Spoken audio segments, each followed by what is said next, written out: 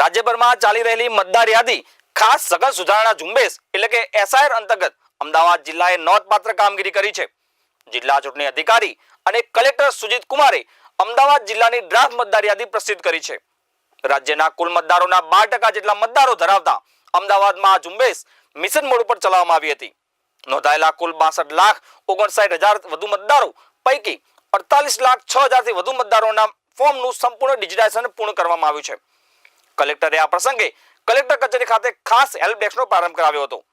જિલ્લાની 21 વિધાનસભા બેઠકો પર 50 થી વધુ આવા સહાયતા કેન્દ્રો ઊભા કરવામાં આવે છે, જ્યાં મતદારો પોતાની વિગતો ચકાસી શકશે। ચોંકાવનારી વાત એ છે કે જિલ્લાના કુલ મતદારોના 23% એટલે કે આશરે 14.52 લાખ મતદારોના ફોર્મ પરત આવ્યા નથી। આ મતદારો કાં તો મૃત્યુ પામ્યા છે અથવા સ્થળાંતર કરી ગયા છે અથવા તો ગેરહાજર છે।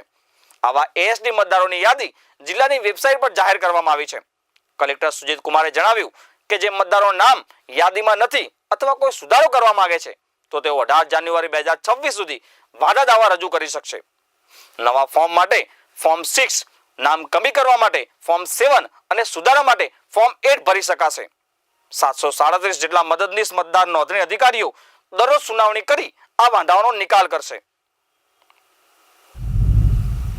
आने वाले समय में हम अभी आज जो ड्राफ्ट इलेक्टोरल रोल पब्लिश हुआ है, इसके ऊपर कोई भी व्यक्ति जिनका नाम मैपिंग ना हो सका हो अथवा कि कोई भी व्यक्ति जो रह गया हो वो हमारे जो क्लेम्स एंड ऑब्जेक्शन का फेज अभी चालू हुआ है और इस क्लेम्स एंड ऑब्जेक्शन के फॉर्म के फेज के दरमियान हमारे जो EROs हैं और AEROs हैं वो लोग हर दिन एक ERO अथवा AERO हर दिन मिनिमम 50 अधिकतम 50 क्लेम्स और ऑब्जेक्शन को सुनेंगे और इसके लिए वो नोटिस इशू करेंगे। नोटिस में समय, स्थान और डेट पहले से उनको बताया जाएगा और इस दरमियान नोटिस के दरमियान जो भी लोग अभी अनमैप्ड हैं और वो लोग अपना जो इलेक्शन कमीशन ऑफ इंडिया के द्वारा जो निर्दिष्ट जो प्रूफ्स डॉक्यूमेंट्री प्रूफ है वो अगर प्रस्तुत करेंगे तो उनका नाम मैप हो जाएगा।